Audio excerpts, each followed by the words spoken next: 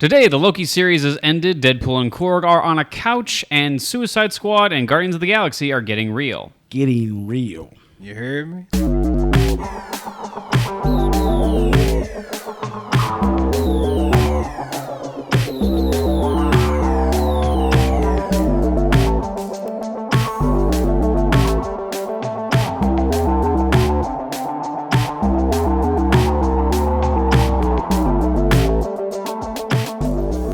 No, now I gotta finish eating before we actually start this thing. All right, everybody, welcome to the Zilla Boys podcast. No. Jacob's eating goldfish right now. All right, greetings, everybody. You are listening to the Zilla Boys podcast. I'm Jacob, and that is Ernesto. What up, everybody? And right next to Ernesto is Johnny Jordan, the freaking man junior. He's back. How y'all doing? Good. Welcome back, man. Welcome to see you back on the show, brother. Thank you for coming and doing this with us. Good to be back. We are back. We missed a week because, we were tired. We don't have to do it every week, and we're tired. We want to take a nap. No, Jacob was in the process of moving, and, this is your first place, so we all know how hectic it can be moving and getting everything set up, man. Yeah, thanks for the free truck, Ernesto. Appreciate it. You're welcome, man. Anytime, dog. I know a guy that knows a guy that knows a guy that robs some people, so. Perfect. You ever need anything? No, you know. We don't need to know the guy. We just need to know the hookup. There you go. Got you, guys. Anyway, thank you to our 96 subscribers we got on YouTube. If you have not subscribed to the Zilla Boys podcast on YouTube, you should do that, please. We need it, and we need validation, essentially.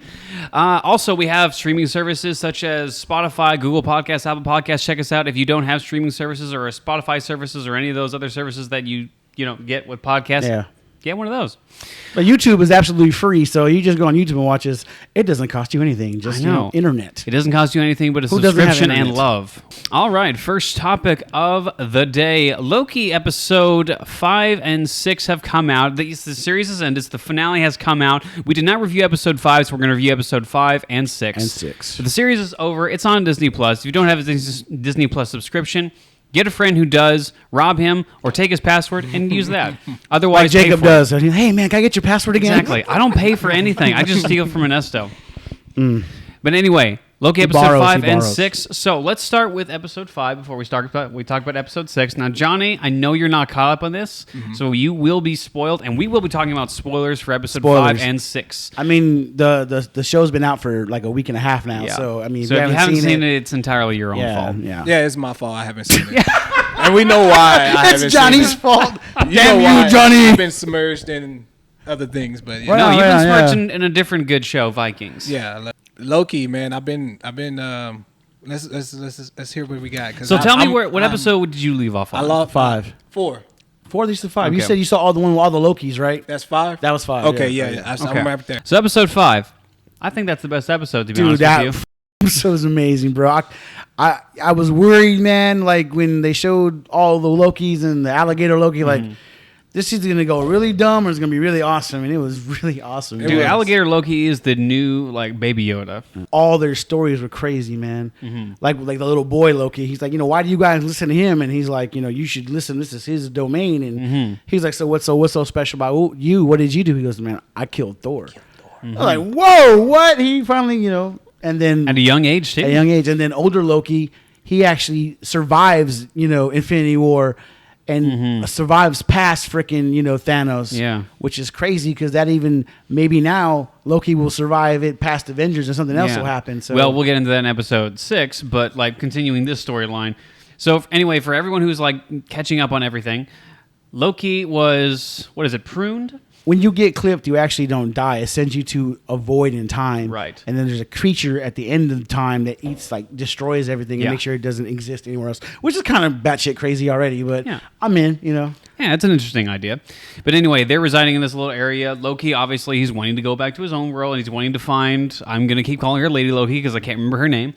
But Sylvie, excuse me. Sylvie. Because he has fallen head over heels for her because it's a different version of him except it's the chick, and he's fallen in love with her. There's nothing wrong with some self-love, man, If you love yourself, you love yourself. That may be a little too much. The biggest thing I got from that was dang, Loki really loved himself. Yeah. A lot. Owen Wilson talked about in the last episode, how self-righteous do you have to be to fall in love with a different version of yourself? Loki's like, I'm pretty hot as a chick. Right?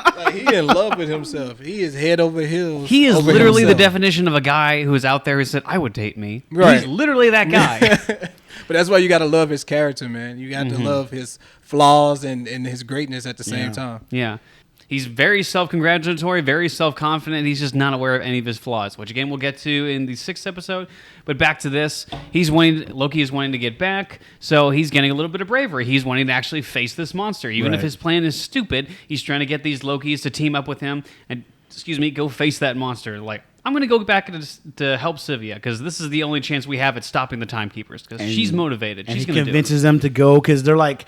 Yeah, this Loki's different. Like, he's like, I've never seen someone about this, Yeah. And as soon as they try to leave, here comes President Loki with all his henchmen and people, and they have like a drawdown, and then it's funny, like they're having their own little like face off with all the Lokis, and our Loki, the one that we're following, is just on the sideline, like, really, guys? You guys are just, there's more things at stake right now, I think that's one of the scenes where Loki kind of figures out how ridiculous he is. He really is, for real, yeah. Because every single Loki betrays each other all the time. It's like one Loki betrays the team, and then a different Loki betrays them because he wanted to get something else from another Loki, and then President Loki betrays everybody else because he wanted his army, and then the army betrays President Loki, and he's just on the standby like, I'm like doomed to do this for all eternity. I think that's like one of the reasons why his character kind of starts to realize like, I gotta get out of this because I'm just going to be in a really crappy Loki loop for the rest of my life. I thought about that and remember in Ragnarok where he gets where Thor hits Loki and he's like, brother, man. He goes, you're the god of mischief, and is that all you want to do is rule and take over, and is that all you want to do, or do you want to grow as a person? He's like, me personally, I want to grow as a person, but if this is you, then you do you, man. Yeah. And I think he's finally realizing like that Thor's what he says validates, man. Like, he's right. Is this all you're gonna do, or are you gonna be something more? And he's gonna be something more, man. And that's where I think that was cool because as Loki's seeing all the other Lokis doing this, he's starting to realize, like, man, I'm only about personal gain. That's it. That's it. And just him realizing that was pretty awesome. Like, I thought that was pretty cool. What is it? Lady Loki ends up pruning herself and like meeting him there. And when he meets up with her, I know it's kind of arrogant to kind of fall for yourself or a different version of yourself. But if you think about it from like a Loki perspective or like his character, he's actually like putting himself out there for someone else. It is a different version of him, but at the same time, like he's still caring for someone other than himself. He still cares for this person, probably because she understands him and he understands her, and they have a special bond that only like different dimensions of the same person would actually be able to understand. But still, at the same time, and I think that's cool for the writers to put that like love little in the story because everybody wants to feel love. So I thought that was pretty good by the writers by putting that in there. I wanted to bring up the standoff with President Loki and old Loki where he's like, and why is there an alligator here? And they're like, because he's a Loki. And then all of a sudden, like, alligator Loki, like, bites off his hand. That part was so amazing, dude. Just bit off his hand. Because I remember you were telling me, Jacob was like, I bet you alligator Loki's going to be the best character. I was like, whatever. I was like, this dude rocks. He does. I can see him on t-shirts. He was awesome. And I will say, like, I'll give Marvel some props here. There was actual blood. Yeah. You actually saw, like, a little blood squib. I mean, it was CGI blood. But it was still blood. Or even Loki was like, I see a old me, a young me, a black me, an alligator. He goes, I was going to question alligator, but somehow it just makes sense. It's like what, But didn't the alligator attack the black Loki as well? Yeah. Like, it was just awesome. Well, the old Loki ended up like throwing the alligator Loki on the black Loki. And he was like calling him on his bullshit. Like, the black Loki was like, after I killed Iron Man and then I killed Captain America, I got all 6 Infinity Stones and then I killed Thanos and everyone's just looking like, yeah, right. And then alligator goes, he says, and then what does that mean? He goes, that's alligator for liar. That was awesome. That was so dope, yeah. But yeah, there were some really good parts in this episode, man. But anyway, continuing everything off, Owen Wilson finds Lady Loki. They meet up. They meet with everybody else, and then Lady Loki and Loki have a little moment together. It's a little nice romantic moment before like the big storm happens, and then they face Big Purple Dude. Oh, he's like, you should never just never jump in a car. Owen Wilson just stays eternally calm throughout this, and I love it. Anyone ever tell you don't jump in a running car? Don't jump into a running car. Yeah, but wow, that was cool to see. Yeah, that was badass. That was a good impression. Huh? Thanks. Ernesto actually does a really good impression. I've been practicing, man. Yeah. Yeah, show me your impression. I can't. Wow. I gotta do the movement. Wow. It's a good impression. Loki, are you crazy? You want to take on a cloud? It's so good. Say a cloud again. A cloud with a sword? It's so perfect. I don't know, but I think you can get the job done, Loki. It's I lost it. I lost it. No, it was really good. It was really good. All right. But anyway, it ends up with Lady Loki and Loki enchanting Big Cloud Boy after Big Cloud Boy is distracted by old Loki, who is like showing off an incredible amount of power for like an old guy. Like he is like creating the entire city of Asgard with his like projection powers. Those parts, she's like, cause first when she like first encounters the cloud, she touches it like, and she links with it. Yeah. So she believes that she can enchant it. You know, and she's telling all these other Lokis like, I can do this, and they're like, yeah, right, you can't do this, and Loki was like, are you sure? And she's like, I know I can do it. You know, just you gotta trust me. Yeah. So yeah, they buy into this plot to enchant it, but yeah, I guess Loki tries to distract it so she can get behind it and touch it. Yeah. So she can enchant it, but then like it starts to like not work. Yeah. And then old Loki like because he says, man, swords and spears, our magic is our strongest weapon, dude. Those knives are nothing compared to our magic. That's our strength. Yeah. And that's what you have to play into. Yeah. And he just goes like super like was not Super Saiyan. Super Saiyan like with his powers. He creates Asgard with magic, like a replica of Asgard to distract the monster. And it's just that's at the end of 5, right? Yeah. That's at the end. That's the end of 5. And he's just that's like, where I stopped. And he's got the original. It's a good start. He's got the original like costume from the comics, and he looks like the Rupert Everett. Or not Rupert. What's his name? I'll look it up. But keep talking. But anyway, he's a really good actor, and it was just to see him just like use his power, man, to build this and just go insanely crazy. Like the last shot of him where he's like glorious purpose. And he's got that insane like laugh, like Joker laugh, on his face. It was just amazing. It was really poetic too to me, man. Yeah, it was pretty cool. Yeah. And then like I'm ready to stop there, so I'm ready to look at 6. Is that that's the finale? Yeah, that's the finale. Finale is episode 6. So we can put the earmuffs on if you want to, man. No. I want to know. I'm gonna still watch it. I mean, we kind of talked to you about this before the podcast, and we've already spoiled this to you, so we're already bad people. No, we're just putting this on record. We can tell you what it is, but you can still be entertained when you watch it. Definitely. Because it's gonna have a connection with you, man. For sure.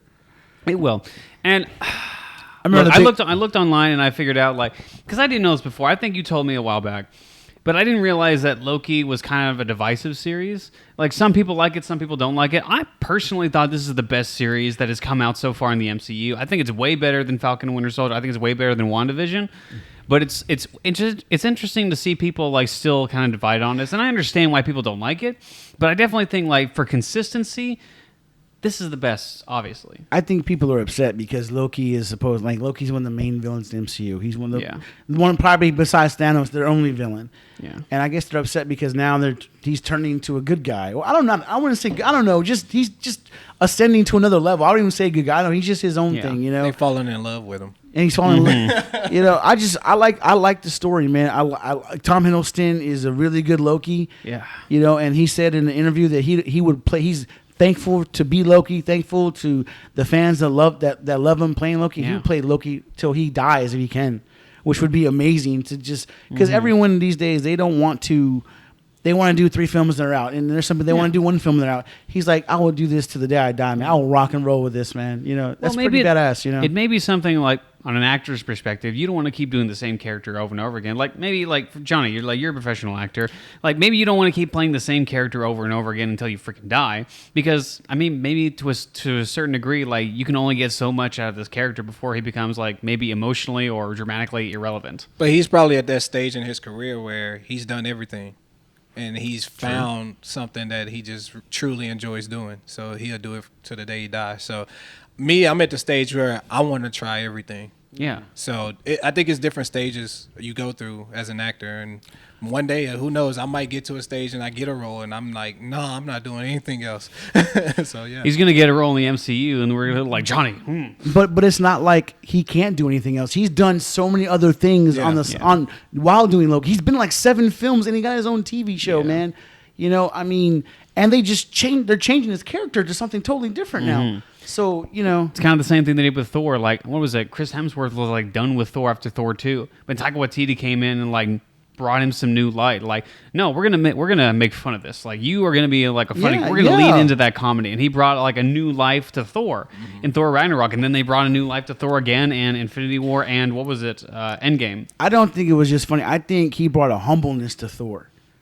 Yeah. Like, you know, Thor in 1 and 2, he's Thor, but he's still like, you know, he's not. Yeah, stick up his butt. In 3, he gets humbled, man, because he loses everything. It's a different. You know, and I think it's a somber movie if you take out the comedy. Yeah, it really is, bro. And then the arc with him and Loki, dude. You know, that was amazing, dude. You know, oh man. But anyway, we're getting off subject here. Anyways, yeah. Anyway, the finale of Loki. So anyways, she touches the smoke cloud monster, and it's purple, and then it turns green because she enchants it, and then it disappears, and then past him is a castle, floating in space with one of the turrets. The ending level of Mario Kart. Yeah, or Mario Bowser's in there. Yeah, Bowser's castle. I'm Mario. I'm here to help you. Let's go. Come on, Loki. Get the princess. You want the mushroom? My brother got the fire flower. I'm sorry. But yeah, they go in the castle and they meet the timekeeper. Yeah. The timekeeper. No, they don't meet the timekeeper. They meet the AI. They meet the Miss Clock person. She meets them before they hit the elevator, and she makes them an offer. She's like, Loki, you know, we're gonna, you know, stop here, and he will give you whatever you want if you just stop here and don't go any further. And Miss Minutes, I think Miss Minutes, she's voiced by Tara Strong. Yeah. What's up? I love Tara Strong. She's so awesome. I got her autograph. Anyways, but she offers Loki, like, Loki, do you finally want to win? Do you want to kill Thanos? Do you want the gauntlet? Do you want to rule the universe? Whatever you want, name it, it's yours. And he tells Sylvie, you want to go back and live your life and be happy and rule Asgard. And just offers them these really cool situations to have, and you'll never remember anything. You'll go back and everything will be set. And they just look at each other, and she's like, I'm done thinking. I don't even have to think about this. Get the hell out of my way. Let's keep in. And Loki's like, he's like, wait a minute. Well, let's hear her out. I agree with at some point, but at the same time, like, I think they're definitely not going to take that for two reasons. Absolutely. Loki is obviously infatuated with Sylvia. He's going to be in it for her. I think he's actually found someone that he can legitimately like be emotionally involved with and who he actually cares for other than himself. Sylvia obviously is 100% determined. Nothing's going to get in her way. That's it. She's been set on this since she was a kid. There's not going to be anything stopping her. She's going to go and kill this guy. She's really strong, man. Like they're talking about building a strong MCU character. I think she's pretty badass, man. You know why I really do think so, man. Yeah. You know why I think that one of the reasons why she's a lot more well-developed than a lot of the other characters as of recent, especially by Marvel and especially by Disney, and when it comes to female characters, is because you actually see her get afraid. And in the last episode, episode 5, she gets nervous, like, I have no idea what I'm doing. Like, when she's in the group, she feels confident. Like, I'm going to go enchant this thing, and that's what's going to happen, and that's what we're going to do. And she's confident. But when she's with a Loki and when she's alone and has a little moment, like, I have no idea what I'm going to do. And you see that fear in her, like, she's still afraid, but that makes her even more freaking brave and freaking awesome. Is because, like, she knows that she could fail and she can probably die, but she's like, you know what? Screw it. Yeah. I'm going to go up to that giant blue-purple monster that can consume everything in its path and kill it. Yeah. And I'm going to try. Yeah. It doesn't matter if I fail. I'm going to try, and I'm motivated. That's what makes her strong. That's what makes her awesome. And that's what like, she stays true to her character till the end. We'll get to that in a second. But she, like, they say, screw you.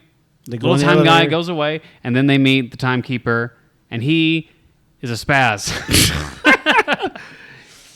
Kang the Conqueror. What's his name? Not Kang the Conqueror. John Majors. Is that his name? John Majors? Yeah, I think so. But anyway, I've never seen this guy in anything else. Me neither. I've heard Lovecraft Country is really good. I haven't watched it on HBO. I haven't seen it yet. Same. It's just there's so many. And I've been hearing like they're not returning, so I definitely want to watch it since. But but all of us will probably say that and not do it. But he comes out and he's all. I believe you more than I believe Ernest. What do you think? In like watching things, I was like, I'm gonna go watch that. And like, if you said it, like, no, you won't. I might. No, you won't. Sometimes I just like watching what I like to watch, man. And that's fine. It's fine. That's fine. You can't get to everything. I just put on Rick and Morty and let it play, dog. You know, I'm sorry. Or It's Always Sunny, and I'm just like, this is cool. I know what I'm getting into already. This is safe watching, you know. But what were we talking about? Oh, killed her. Oh yeah, you were on the topic, and I. Loki. We're talking about Loki. That's right. Yeah. No, we're talking about Deadpool. What do you mean? Well, yeah, you're talking about Loki, the Found Timekeeper. Okay, well, he comes out of the elevator and greets him, and he's really goofy at first, man. Yeah. But I mean, he looks his outfit looked cool. It looked pretty badass for what it was. But he comes out and he's goofy. Hey, how you doing? I'm Kang the Conqueror. You know, I'm like, oh, I'm like, oh my god, I hope this isn't the damn bad guy that's supposed to replace Thanos because we're in trouble. Yeah. You know, like, oh my god. Please don't be this guy. I was like, this episode just went from awesome to horribly scary in like 10 seconds, you know? Dude, that guy's the reason my brother texted me, like, right after he saw the episode. Like, Loki did not live up to the hype. Now, personally, like, we'll get into my feelings of the episode as a whole. He took his time to actually get into it. Originally, as soon as you saw him, it was like, no, this can't be the guy. Like, I already hate him. But as soon as you kind of, like, think about it for a second and let his character develop and let them interact with, like, the Lokis... His character, for me, began to make a lot more sense. Yeah. Number one, he is cooped up in this castle alone, essentially like taking care of the timeline himself. I feel like he kind of has to entertain himself. And I feel like his personality would kind of devolve over time into not necessarily madness, but something that's not human. Because he's not used to having human interaction. Yeah, his only interaction is a damn clock that talks, like an AI clock, Miss Minutes. Mrs. Holographic Clock. Yeah. Miss Armstrong. Yes. Help me, Obi-Wan Kenobi, you're my only hope. Yeah, at first he seemed kind of goofy, but once he started to settle in and tell his story and what's going on with the timeline and the war and how like where he's from, how long he's lived, and he's like, you know, he starts to get more serious and more serious and more and like okay, this like okay, and then you find out he's just he's another variant. They're variant. He's got multiple variants, and that he defends this timeline against worse variants than him. Yeah, you know, and he's like, you know, you think I'm bad with what I'm doing because I control time, but I do this to keep time in check. And they talked about this in episode 1, where there was a whole war that happened with the timelines, and we figure out in this episode that it was just different versions of him that came over into this timeline and started to cause war. And so there are like evil versions of this character on other timelines that he's essentially protecting this timeline from those people. Yeah.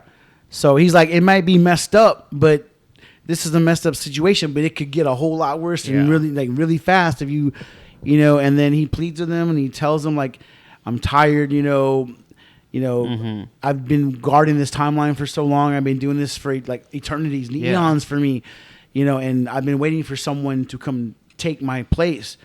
And it's two people of the same person. Like it's both of you together. Like you have, you defeated me, man. You've got the gig is up. You guys have done it, you know? Yeah. And he's like, you know, I can retire and you guys can take over protecting the universe.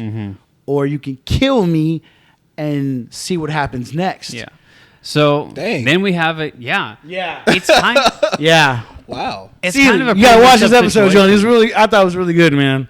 See, yeah, you just made me want to watch it even more. See, I'm glad you're one of those kind of people because we're spoiling the crap out of you. And then, like Loki thinks about it, like, dude, like. If it's way worse, if there's worse ones out there, man, maybe we should. He offers them like, you know, you can take. What can be worse? That's the thing. That's what we're gonna get to in a minute. Because we don't know yet. We're gonna get to. Wow. But Lady Loki's like, this is bullshit. Let's kill him. Oh well, let's do it. And Loki's like, think about it. Let's think about it. And they have this whole fight, which was a pretty badass choreography fight, dude. It was a good fight. That was a good fight because he had the sword and she had her knife or whatever, and it was really dope. And at the end, dude, like I forgot, she prunes him, right? Yeah, she does prune. No, she doesn't prune him. She had, what is it? The timekeeper. He has a little thing on his hand.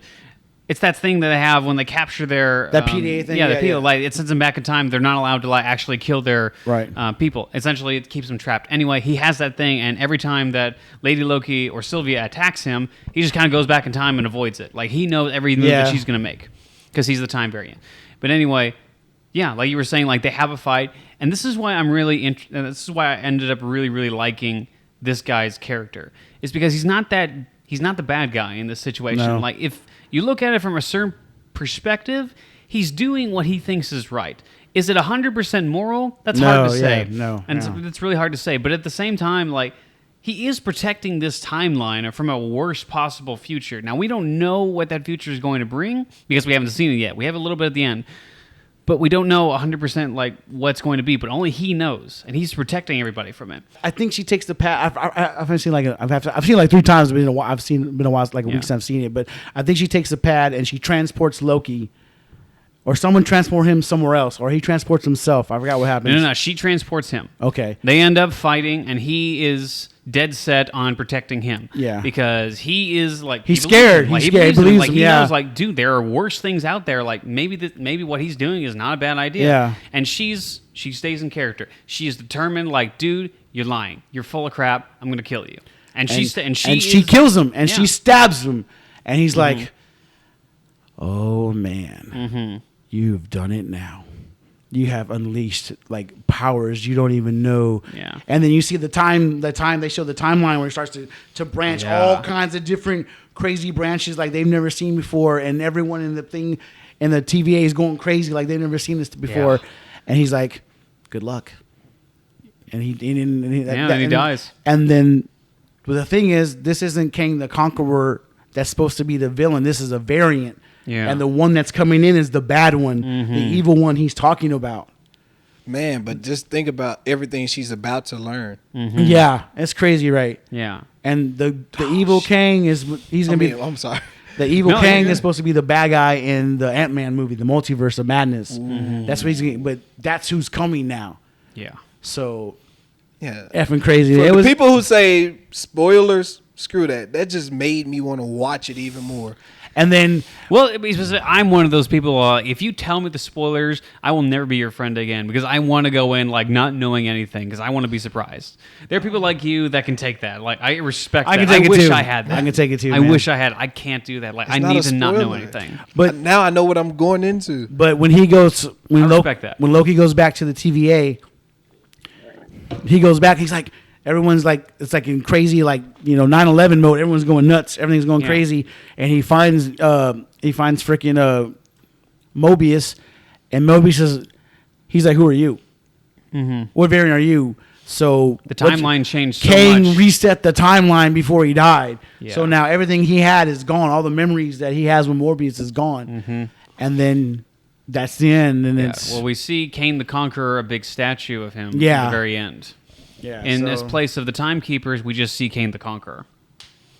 And so we get a glimpse of what's going to be our MCU next big villain. And they just announced, at the end of the show, Loki will be back in season 2. So he's getting a season 2. Nice. And he is reportedly supposed to be in the next Doctor Strange movie. Yeah. So that's going to be sick, dude. Mm-hmm. Nice. I want to get on my final thoughts. I'll get to your final thoughts, and then I'll get to whatever you think, Johnny, next. I don't know what I think. My mind is... Here's what I really liked about the episode. I'll get to what I didn't like in a second. I really liked the main bad guy at the very end. Yeah. I was not into his character originally. As soon as he popped up and he was a spaz, like, no, don't let this be the guy. Don't Disney-fy this guy. But as soon as you got to figure more about his character, and as soon as the characters kind of got to live in the same room with him long enough, I got used to him, and I kind of I'm into this guy. I'm into this guy's environment. But what I really liked about him the most is that he wasn't the bad guy. Mm-hmm. What that did was it made Loki and Lady Loki, or Sylvia. The conflict, whatever. The conflict was not with the main bad guy; it was with them. It was their differing ideologies. Right. And Loki, who is now a changed man at this point, he's gone through the same character arc that he's been going through, all of the MCU through Thor 1 through Thor Ragnarok. Right. He just got it in this. He just got it again in this series. He went through that. He found someone that he could care for other than just himself. He found a reason change, and he has changed, and he's changed into someone else. He's tired other than just himself. Yeah, he's tired of losing. He's tired of losing, man. Yeah, and he matured as a character. She did not, and that's not necessarily a bad thing. She stayed true to who she was. She was devoted from the very beginning when she got pruned or taken as a kid, and she was determined. I'm going to find whoever did this to me, and I'm going to enact revenge. Right, she did. Right. Is that a good thing? I don't think so. But at the same time, both these characters stayed true to themselves, and then made the conflict of this whole series just personal. And that's what I feel like the Marvel shows did not do. Yeah, because I know it didn't do it in Falcon and Winter Soldier, and it definitely didn't do it yeah. in WandaVision, or it did it partially in WandaVision. But the Loki series, at the very least, stayed true to itself to the very end, and they didn't Marvelify it. There wasn't a big CGI bullcrap fight at the very end. It was personal. Yeah, and that's what made it. That's what made it special to very me. intimate, I think that's why Loki is the best series, and it was a very satisfying finale. Got a question. You happy we get in season 2? So, say again? Are you happy we get in season 2? Oh, of course. Okay. Can I go now? Yeah, go ahead. Sorry. I'm not gonna lie, dude. I thought this series was freaking amazing, dude. I thought it was pretty dope, man. And like, I don't know how to explain it, man. Like, I think it's the most beautiful thing they've shot so far. Like, just like, you know, like special effects and cinematography, and like with the last episode that when Kang is describing himself, that whole shot is just one camera. What was it? Panning? What's it called? Pushing in, and they don't cut to any kind of different angles. It's just him. That whole scene, they pan in and they pan out, and you just see the emotion on his face. I wonder how many times he had to do that till they got it right, man. Because that scene was just freaking dope, man. It was so good, dude. And you just, I don't know, it's just like intimate, dude. And like you said, like at first he's goofy, and then you're like, okay, I'm taking this dude seriously now. Like this dude is for real, you know. And like, yeah, I know you said that that her arc, she stayed true to who she was, but I'm sure she'll be back for season 2, and we'll see what they do with her in season 2. Yeah. But where Loki's at now, man, it's a good spot. Like you said, he got to this arc in Thor Ragnarok, and he's getting it earlier now, you know, since he's been taken out of his time frame. But yeah, I thought it was really good, man. I can't wait to see season 2, and then also, like we said, he's gonna be in Doctor Strange.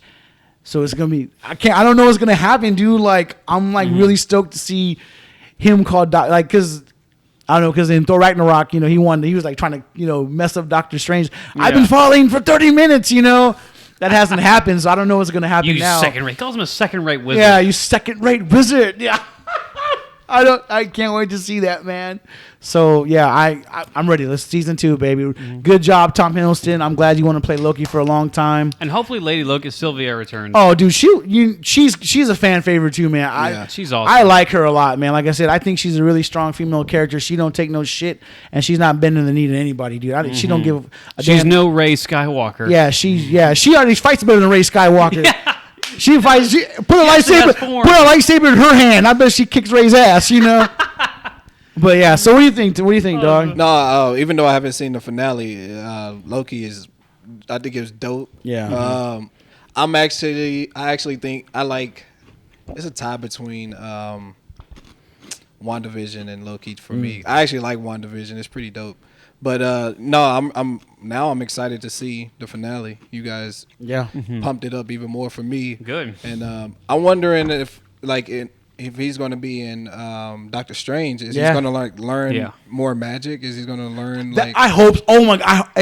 I hope so, man. Has it actually been confirmed? I don't remember. No, it's been leaked by a Hollywood Reporter, but they're never wrong, dude. It's gonna happen. Is he's going to learn more? Because you know because the other Loki said magic is our power, dude. Right. So maybe, and he learned how to manipulate minds from Sylvie. Yeah. So we don't know what his power set's gonna be now, dude. Like he might be even stronger now, dude. That's kind of cool, man. That's awesome. Yeah. You know. All right, we changed camera angle. Sorry about that. Okay. But yeah, did we finish our thoughts on what are you doing? Sorry. Couldn't resist. What are you, a child? Yes. Right. Okay, so we finished our talk on Loki. What's the next subject? All right, next subject of the day, ladies and gentlemen, is Deadpool and Korg video. So there's a Deadpool 3 video that came out. It's not really a Deadpool 3 video. No. It's essentially a Deadpool reaction video of the Free Guy trailer movie, that came out.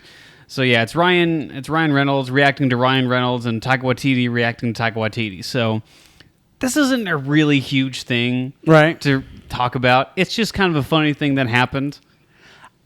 Well, no, I think it's like him saying like, hello, everybody. Deadpool's, I'm signed with Disney now. I'm here. Mm-hmm. And, buy your popcorn. This is about to get on, Yeah, PG-13 Deadpool. Yay. They said they're going to keep it rated R, man. So I don't know, man. It's Disney. How rated R do you really think it's going to be? I think it's going to be rated R. I think it's going to be rated R.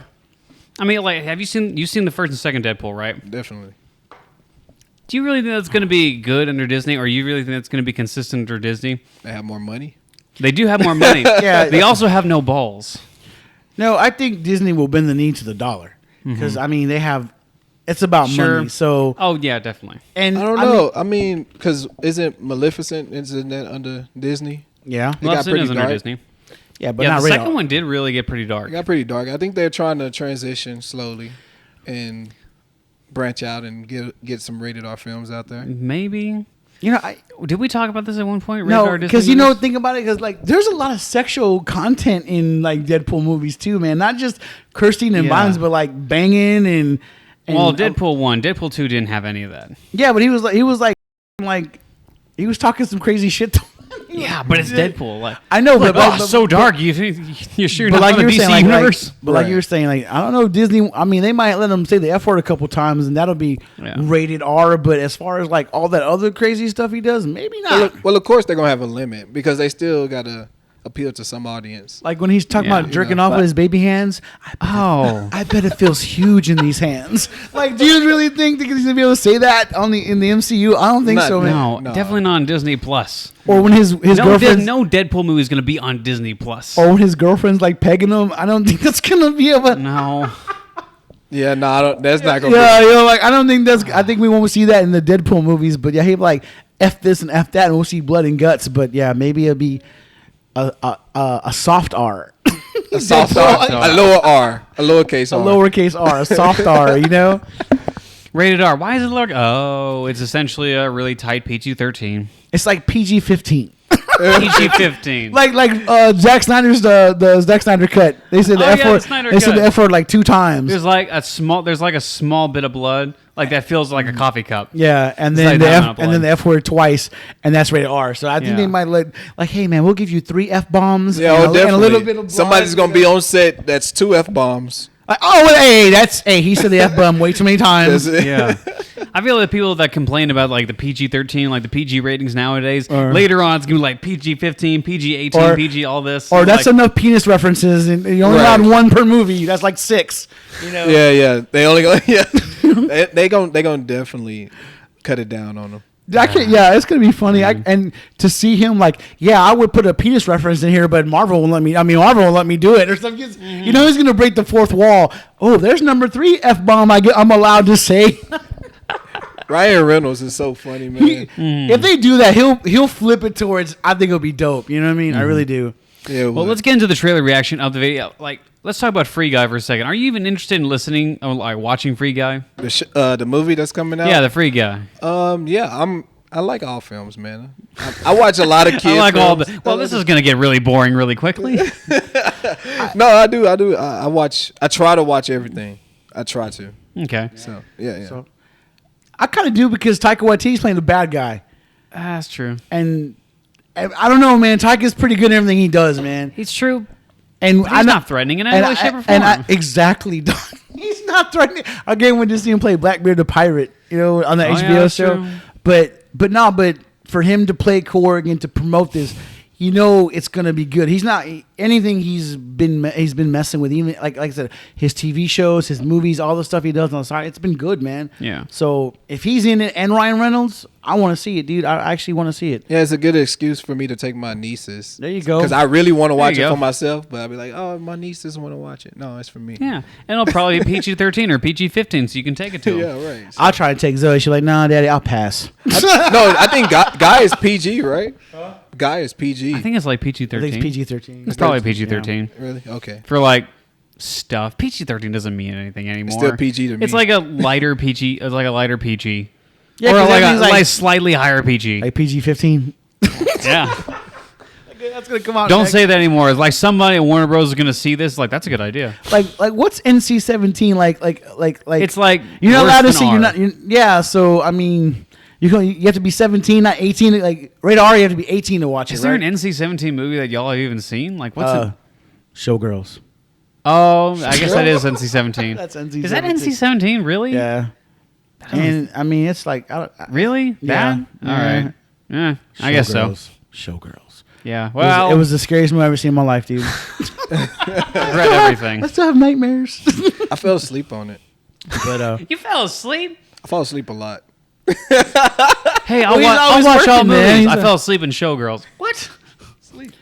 Dude, I remember when my dad took me to go watch Terminator 2, and it was like the finale, the third act, and everything's going crazy. And my dad's like, in the theater, like, real loud. I'm like, Dad, wake up. What? Oh, yeah, okay.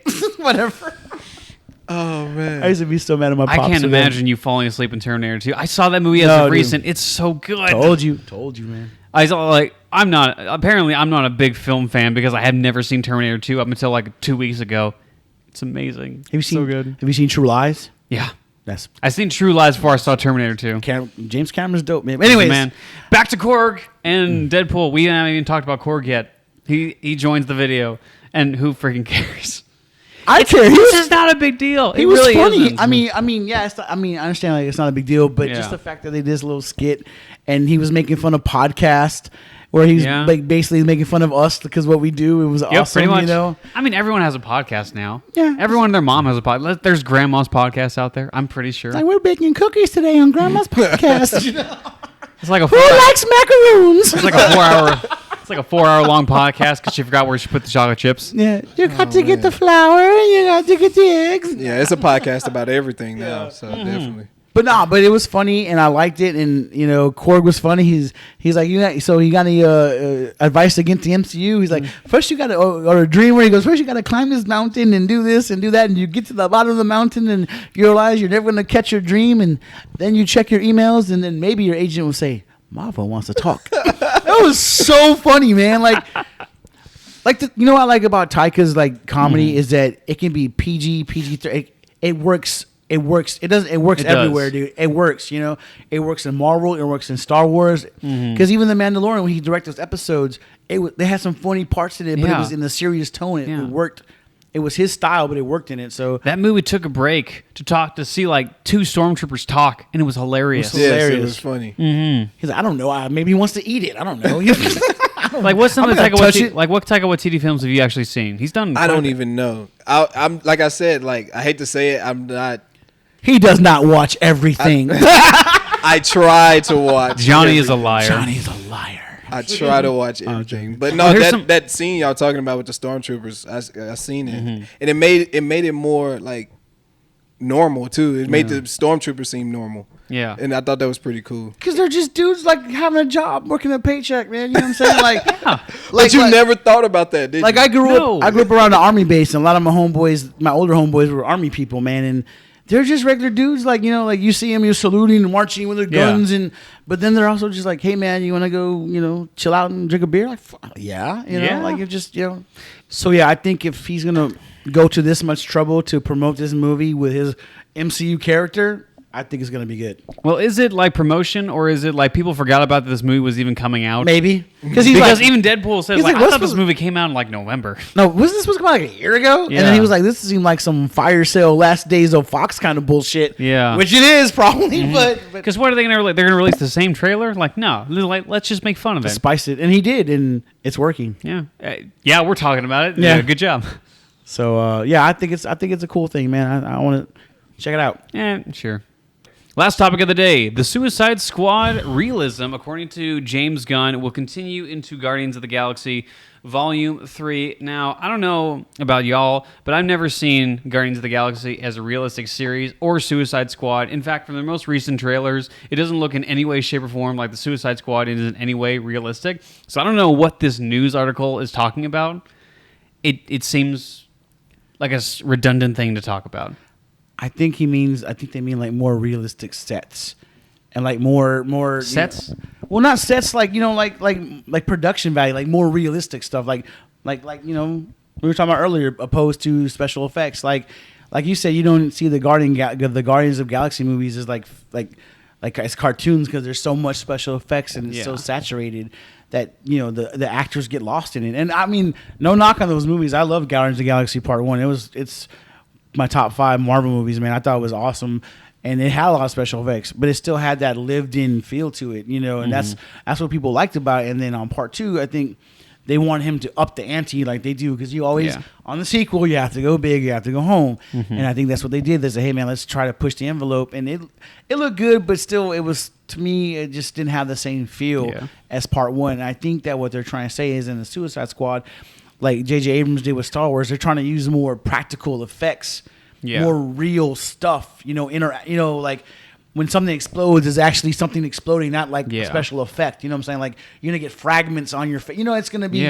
It's gonna like. Have you seen some of the action sequences, dude? They look badass, dude. Like, well, you've seen some of the behind the scenes stuff. Like they're actually filming in the jungle. They're actually filming in building. There's that you can see all like the characters can interact with all the sets and everything that's happening because you can actually see it. Yeah, it's not all green screens. It's actual real stuff. They built these sets, man, and I think that's what we're saying for the next Guardians movie. This is gonna be his last movie in the MCU. He's gonna try to go the boundaries, man. You know what I'm saying? And I think now that because he got fired from Disney. Yeah. And then DC was like, they even said to the media, hey, whatever you want, it's yours, whatever you want, And he's gonna do whatever he wants. And this one, man, I think Marvel, he's like, hey, because I'm sure Marvel asked him to come back. And they're like, please come back. We made a mistake. Have you seen the reports? Marvel asked them to come back like a few days after they fired him, but they couldn't say anything because they had to keep it under wraps. That's bullshit, Well, Disney's a pile of crap. But going back to what you was talking about, that's actually good for some of the actors. Yeah. Without having to do everything green screen, because if you're actually in that element, like you can't. There's no faking or acting in there. You really feeling. We in the jungle. God dang, it's hot. Like you can't. You can't fake that. Like come on, man. Like some things it's just best for the performance as well. So. Yeah, I guess for example, you see back in the day when they filmed Apocalypse Now, like have you ever seen Apocalypse Now? No. Okay, have you seen Apocalypse Now? I have, but man, I didn't even talk. Go ahead, talk about. I was going to say something else. Go ahead. Have you seen like the production history that Francis Ford Coppola and the crew had actually went through? It was their own personal hell. Yeah. Like not only like logistics of like scheduling and everything that happened, but just the fact that they were filming in a freaking jungle. Like all of that crap. Like it is crap to film in. Like I understand when Hollywood is like filming up against a green screen and filming up against like what is it, the Dome or like whatever Disney has, like that's this giant projection screen. Like it makes sense because they're filming in a controlled environment. Because these guys who were like the filmmakers of like back in the day, Martin Scorsese, Francis Ford Coppola, Steven Spielberg, Quentin Tarantino, they did the grit. Like they did like the nitty gritty stuff. They filmed in the jungle. They filmed like for real, and it's hard. But the thing is, they made classics. Right. All these films like Apocalypse Now, it feels so visceral and so violent and so lived in because that's the actual environment. And when you can actually do that, it may be hard, but the fact is, like, it makes the film more tangible and it makes it feel more believable. And like you said, like with you specifically, like you're an actor, like there's something that you need to act off of. Right. If you're in a green screen environment, like it's one thing, like there's going to be a giant crocodile monster like attacking you, react like all right. You kind of have to use your imagination. That's one version of acting. That's one thing. But it's another thing to say like all right, there's a giant cliff, you got to jump off that, and there's actually a giant cliff and you're actually jumping off there, like all right, let's do this, let's do it. Because you get that feel. It's a feeling process with it as well. It's definitely would just you can't feel that much just acting off of a green screen. Like you really have to be mentally like your imagination has to be really strong to, get into that feeling. Yeah. But if I'm actually out there in the jungle and you're like, yo, go jump off a cliff. Oh, shit. I got to. All right. Let's do it. I can't fake that. I'm really scared. Like, So, we're going to die. Yeah. I think for me, like the stagecraft thing, I think that thing they made, that HD dome, I think that's totally awesome, man. I think that's revolutionized, but I think you need to use that and also the real sets. It has to be a balance, man, and that's what makes filmmaking so awesome. Like you were talking about, what was you just said, Apocalypse Now? One of my favorite movies of all time is Aliens. Yeah. And I watched the Stan Winston School, the puppetry and the alien, the queen. I mean, just the interaction of the claws and they pump like fluid out of her mouth, so when you get under her, the spit like lands on you, like and it breathes. I mean, it's just so amazing. And to get that on screen, you can't do that with a green screen, man. No. That's to me, filmmakers need to do more of that and what's I'm looking for? And do the special effects. And do the special effects together and just critique the little things, man. But prime example, The Thing and the sequel. Well, not the sequel, the prequel. Right. Me and my dad watched the thing a few weeks ago. Well, the original last week, the original. Oh my god, it still holds up. Yes, that is horrifying. The part where they're shh, clear, and and his chest opens up and his hands come through and he bites down his hands and squeals and it's like, oh, it's just so freaky. Yeah, it's not right. Like everything you see in that movie is right there in front of you. It is freaking there. You can touch it, you can feel it, and it is freaky. It is. That thing transforming into a dog and molding into other dogs and absorbing those dogs. That is freaky because you can see it. You watch the prequel, and I understand what the director was going for, and I have some sympathy for the director because if you look at the behind the scenes, they actually had practical effects and they actually had all these things going for them. But then the studio said, nah, we got to CGI this stuff because this is what the industry is going for, and now we have to CGI this stuff. And you see the abomination of what happened on screen and how crap this thing looks and how meaningless the prequel is when you have the original that's years older than it. Yeah. But it still holds up because it has that tangible feeling of having that stuff that was made by people and you can see it and feel it. And it still makes your damn skin crawl. You can see the mucus on the skin of the alien, yeah, it's just, oh man, yeah. Mm-hmm. Now at the same time, a bunch of filmmakers always crap on special effects and CGI. We don't want CGI in our movies. No. Listen here, when CGI is used correctly, within Guardians of the Galaxy Volume 2, yes, it was excessive, yes, it was a lot, but at the same time, it built this very beautiful, very tangible world. I say tangible within this film's reality. This film is essentially a freaking living cartoon, so it makes sense that a lot of this is very CGI heavy. But at the same time, it helped the filmmaker. This is very much a live-action cartoon. The CGI heavy stuff embellished James Gunn's desires to create a cartoon-like world. And to be honest with you, Guardians of the Galaxy Volume 2 is probably my favorite MCU movie next to Infinity War because it's kind of its own thing. I know you were saying earlier, it doesn't necessarily branch off into the MCU as a whole.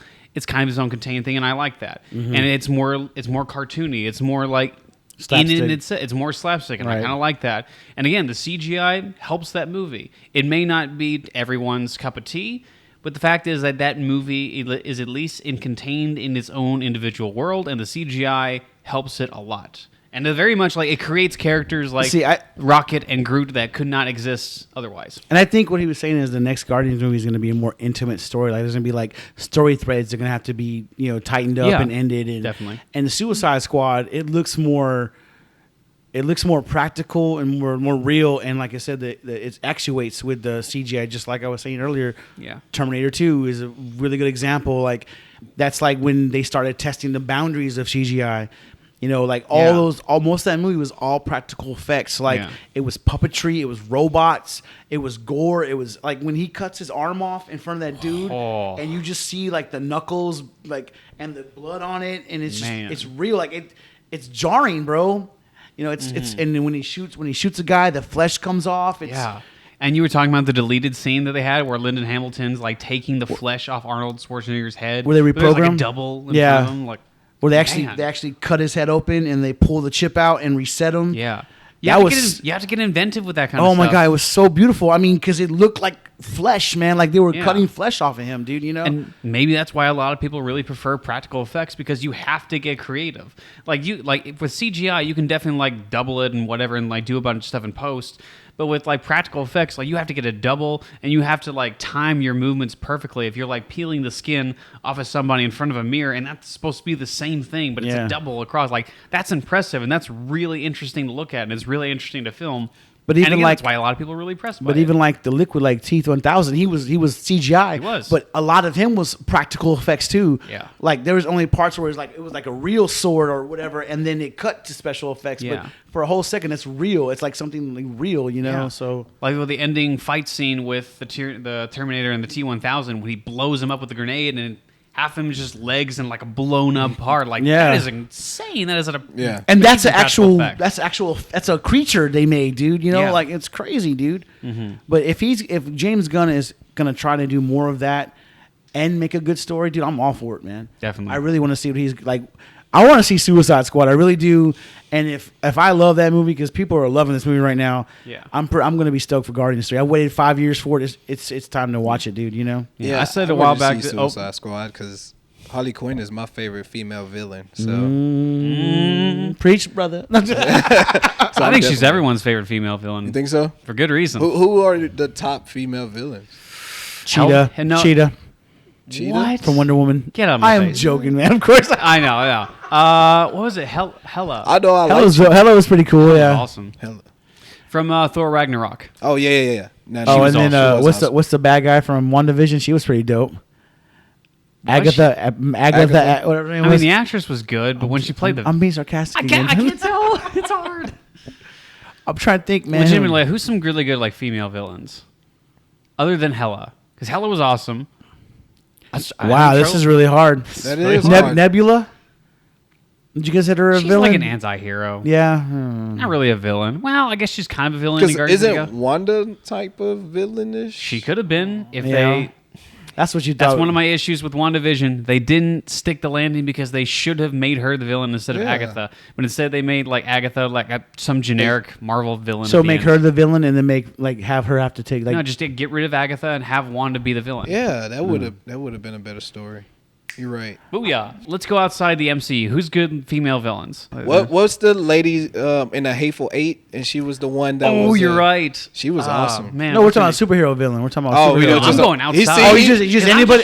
Yeah, because that's not a superhero. Yeah, that's not a superhero. Okay, we're just talking about okay. her Hateful Eight. Lena Headey from Dredd, Judge Dredd. You're right. Mama, grandmama. She was pretty badass. Mama. She was pretty dope. I'm trying to think who else. She probably had the best death scene too. The slow-mo fall to the earth. That was awesome. I know. Oh, Catwoman.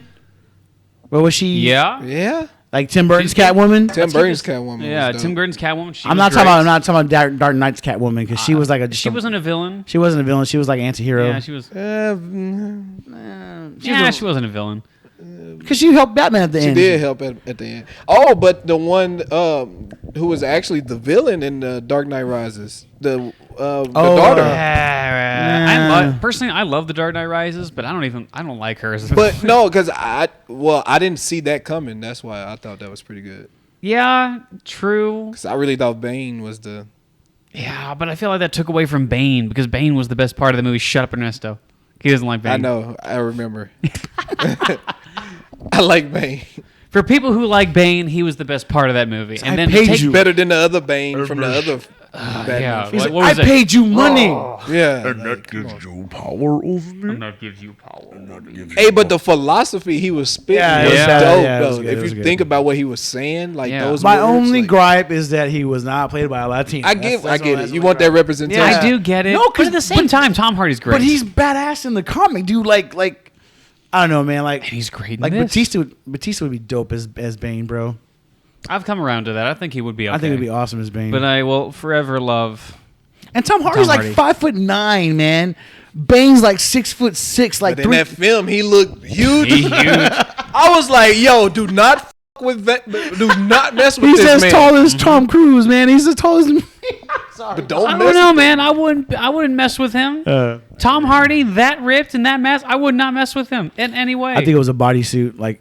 And then way when he was walking up and he gave that man them combos, I was like, yo, I would not mess with that man. No, remember at the very end when Batman like chips part of his helmet off and he gets angry and starts hitting the wall and he's breaking pieces off the wall. Like, oh no. My favorite part was when he was like, "Oh, I was wondering what would go first. Your party." No, I want to see Bane like... Bow, broke his back. You know what I would love, Johnny? If we replaced Tom Hardy's voice with what you just did. That was the best impression I had. I That's like suck Mickey at impressions. Mouse. I can't do it for... but still, it was just like...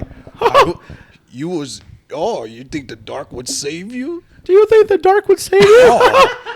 Guess again, Batman. Hey, but still, the way he broke Batman's spirit, though. I was like, yo, that man's a beast. Okay, we were talking about female characters who went on a Dark Knight rant again. All right.